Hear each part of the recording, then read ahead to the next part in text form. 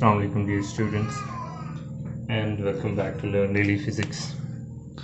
आज जैसा कि आप देख सकते हैं तो हमने ब्रेविस लेटिसेस को पढ़ना है कि व्हाट आर ब्रेविस लेटिसेस। तो जो ब्रेविस लेटिसेस की तरफ चलने से पहले हमें एक और चीज़ जो हमने प्रीवियस लेक्चर के अंदर समझी थी वो थी ऑपरेशंस। तो हमने ऑपरेशन पढ़े थे जिनमें हमने पॉइंट ग्रुप ऑपरेशन भी पढ़े थे, 4 ऑपरेशन पढ़े थे। ट्रांसलेशन ऑपरेशन पढ़ा था, उसके बाद हमने रोटेशन ऑपरेशन पढ़ा था, फिर रिफ्लेक्शन ऑपरेशन पढ़ा था, फिर हमने इन्वर्शन ऑपरेशन पढ़ा था प्रीवियस लेक्चर के अंदर। तो आज हमने चलना है आगे ब्रेविस लेटिसेस की तरफ, वहीं से उन्हीं ऑपरेशंस को लेके हमने आज आगे चलना है।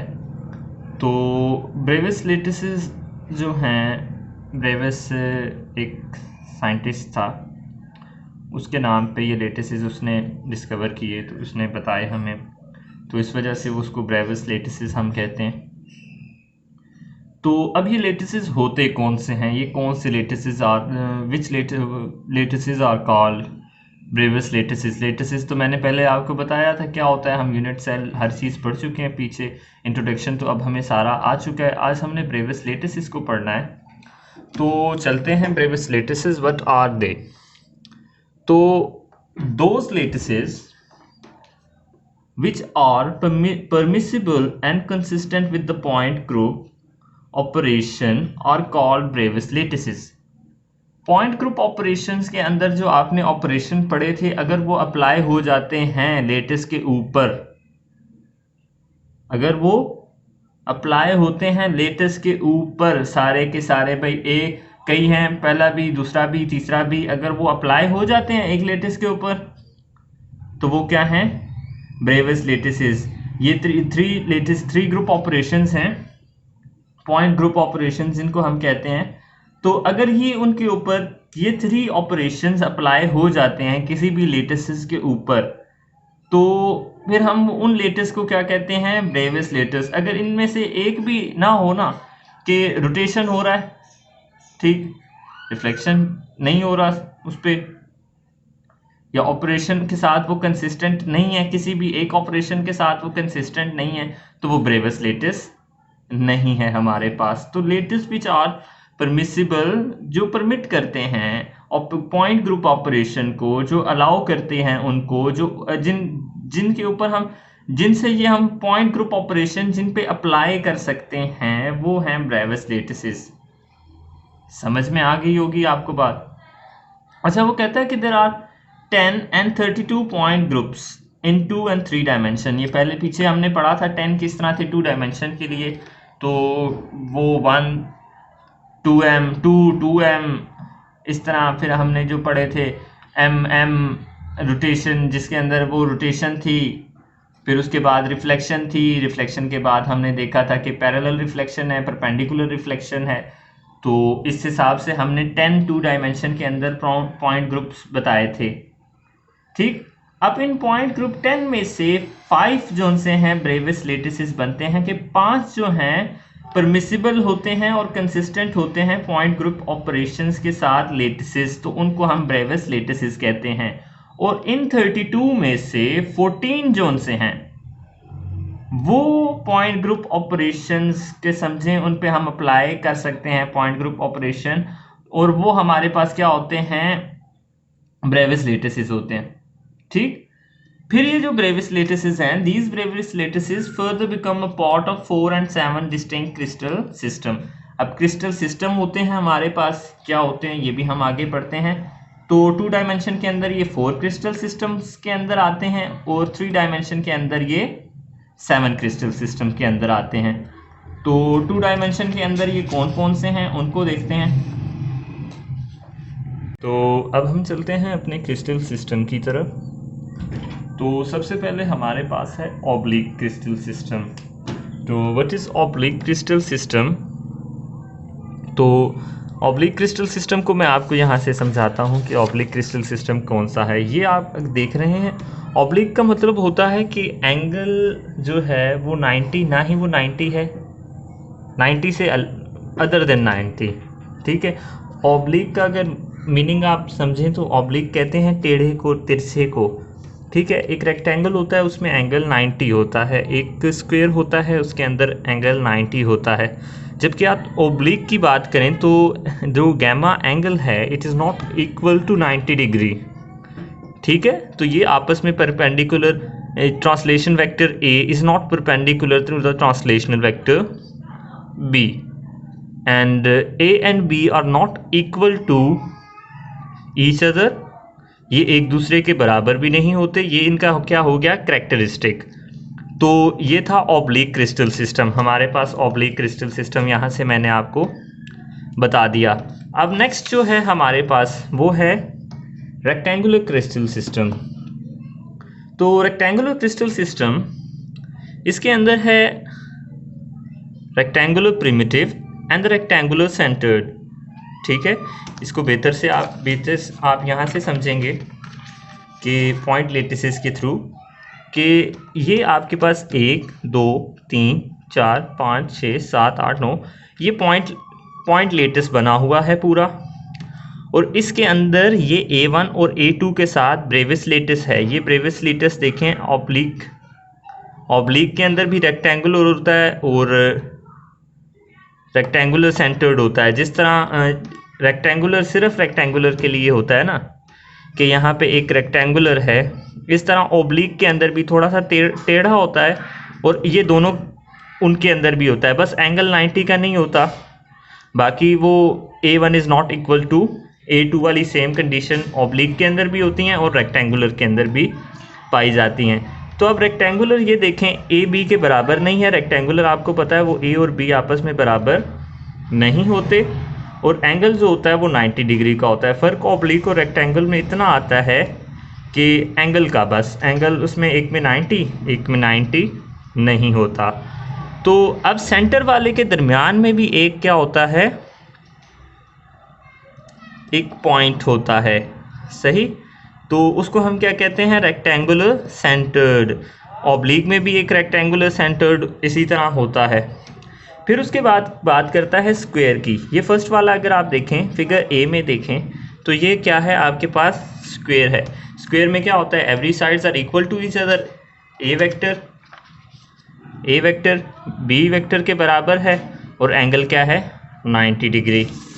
A1 vector is equals to B1, A1 vector is equals to A2 vector, and gamma is equals to 90 degree. This is our square brevis lattice, ठीक, ये स्क्वायर ब्रेविस लेटिस है। फिर उसके बाद हेक्सागोनल कौन सा है, दिस इज हेक्सागोनल। ये हमारे पास क्या है, हेक्सागोनल है, और ये आपके पास एक पैरेललोग्राम ऑब्लिक के लिए बन रहा है। एंगल 90 नहीं है, और ये क्या कर रहा है, यहाँ पे A1 is not equals to A2। तो ये एक इसका जो ब्रेविस लेटिस बनता है, जो यूनिट सेल बनता है वो पैरेललो, इसका जो यूनिट सेल बनता है, ब्रेविस लेटिस कह रहा हूँ, यूनिट सेल जो बनता है वो बनता है पैरेललोग्राम का। तो इसका जो यूनिट सेल हेक्सागोनल का बनता है वो बनता है रोम्बस 60 डिग्री का, और इसके लिए स्क्वायर का स्क्वायर ही बनता है, रेक्टेंगुलर का रेक्टेंगुलर शेप में यूनिट सेल होता है, इसका भी रेक्टेंगुलर शेप के अंदर यूनिट सेल होता है। ये ब्रेविस लेटिस और क्रिस्टल सिस्टम की बात तो आपको क्लियर हो गई। अब मैं बताता हूँ कि ये कैरेक्टरिस्टिक ऑफ ग्रुप सिमेट्री। अब ग्रुप सिमेट्री मैंने कहा था आपको, जो कंसिस्टेंट हो, जो परमिसिबल हो ग्रुप सिमेट्री के साथ, जिनके अंदर रोटेशन हो, जिनके अंदर रिफ्लेक्शन हो, इन्वर्शन तो 3 डायमेंशन के अंदर होती है, मैंने पहले आपको पीछे बताया था। तो सबसे पहले रोटेशन देखते हैं हम। तो पहला जो सा है हमारे पास ऑब्लिक वाला है, ये वाला ऑब्लिक यहाँ से समझते हैं। तो ऑब्लिक के अंदर यहाँ पे ये बताता है कि एक 360 की रोटेशन, यानी कि वन फोल्ड रोटेशन होगी और 2 फोल्ड रोटेशन होगी। ये 180 पे भी अपने आप को रिपीट करेगा, यहाँ से यहाँ भी अपने आप को रिपीट करेगा, और ये यहाँ से घूम के जब 360 का एक साइकिल पूरा करेगा तो तब भी ये अपने आप को क्या करेगा, रिपीट करेगा। उसके बाद है रेक्टेंगुलर। तो रेक्टेंगुलर आपके पास क्या है, वो 1m सिमेट्री है उसके अंदर, यानी कि 1 फोल्ड रोटेशन है। एक तो इसमें 1 फोल्ड रोटेशन भी आपके पास आएगी। प्रीवियस लेक्चर अगर आपने नहीं देखा तो वो सिमेट्री ऑपरेशंस वाला देख लें, तो वहाँ से आपको पता चलेगा कि ये 1 फोल्ड रोटेशन क्या बात, मैं क्या कहना क्या चाह रहा हूँ, 1 फोल्ड रोटेशन क्या है, सिमेट्री ऑपरेशन क्या है।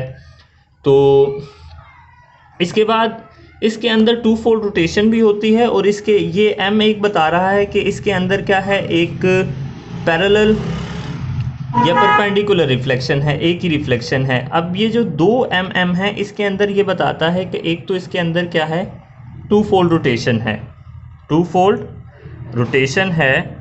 2 फोल्ड रोटेशन के साथ साथ इसके अंदर पैरेलल सिमेट्री भी है, रिफ्लेक्शन सिमेट्री भी है, और परपेंडिकुलर रिफ्लेक्शन सिमेट्री भी है। ये यूं भी आपस में सिमेट्री में है और इस तरह से भी आपस में सिमेट्री में है। तो वो प्रीवियस लेक्चर के अंदर इजीली आपको समझ में आ जाएगा। अगर नहीं समझ में आ रही तो प्रीवियस लेक्चर काइंडली पहले देख लें। फिर उसके बाद बात करते हैं हम हेक्सागोनल की। हेक्सागोनल के अंदर 3 फोल्ड सिमेट्री भी होती है, फिर इसके अंदर पैरेलल सिमेट्री भी होती है, पैरेलल रिफ्लेक्शन सिमेट्री। फिर इसके बाद इसके अंदर 6 फोल्ड रोटेशन भी होती है, 6 फोल्ड रोटेशन भी होती है। फिर इसके अंदर पैरेलल सिमेट्री भी होती है और परपेंडिकुलर सिमेट्री भी होती है। ये 2 चीज़ें हमें ये बता रही हैं।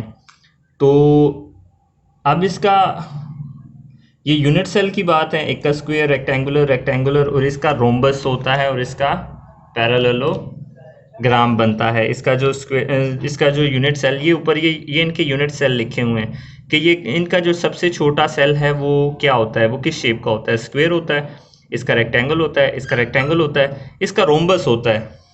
आप ये रोम्बस को मिला के ना ये एक हेक्सागोन बना सकते हैं। ये हेक्सागोनल शेप एक बन सकती है रोम्बस को जोड़ के। ऐसे रोम्बस को जोड़ते 60 डिग्री की रोम्बस होती है, वो 2 को जोड़ें, फिर ऐसे जोड़ते जोड़ते ये पूरी आपके पास ये हेक्सागोनल शेप बन जाती है। तो जो सबसे छोटा इसका हिस्सा है ना, इतना सा, इतना ये वाला, ये एक रोम्बस बनाता है। रोम्बस इस तरह की शेप होती है, यहाँ से समझें ऐसे, फिर ऐसे, ऐसे और ऐसे, डायमंड शेप, यूं और नीचे से यूं, सही, ऊपर से यूं यूं, और फिर इस तरह की एक डायमंड शेप बन जाती है आपके पास। तो वो रोम्बस होता है। वो रोम्बस को जोड़ते जोड़ते आपके पास ये सारी हेक्सागोनल शेप बन जाती है। तो ये तो ब्रेविस लेटिसेस थे हमारे पास 2 डायमेंशन के अंदर। अब 3 डायमेंशन के अंदर हम नेक्स्ट लेक्चर के अंदर देखेंगे कि ब्रेविस लेटिसेस जोन से हैं 3 डायमेंशन के अंदर क्या है। तो उम्मीद है आपको ये लेक्चर समझ आ गया होगा। तो चैनल को सब्सक्राइब भी करें। अगर कोई बात समझ नहीं आई तो मेरी जोन सी मेल भी यहाँ पे आ रही है, आपको शो हो रही होगी, फेसबुक पेज भी आपको शो हो रहा है। मुझे मेल करें, कमेंट में पूछ लें। और अगर प्रीवियस लेक्चर्स मेरे थोड़े से डिले हुए हैं तो मेरे अपने एग्ज़ाम्स थे जिसकी वजह से मैं लेक्चर्स बना नहीं सका, तो उनके लिए भी I am really very sorry for that. तो मिलते हैं फिर नेक्स्ट लेक्चर के अंदर। तो उम्मीद है आपको अच्छे से चीज़ें समझ में आ गई होंगी। तो अस्सलामु अलैकुम व रहमतुल्लाह।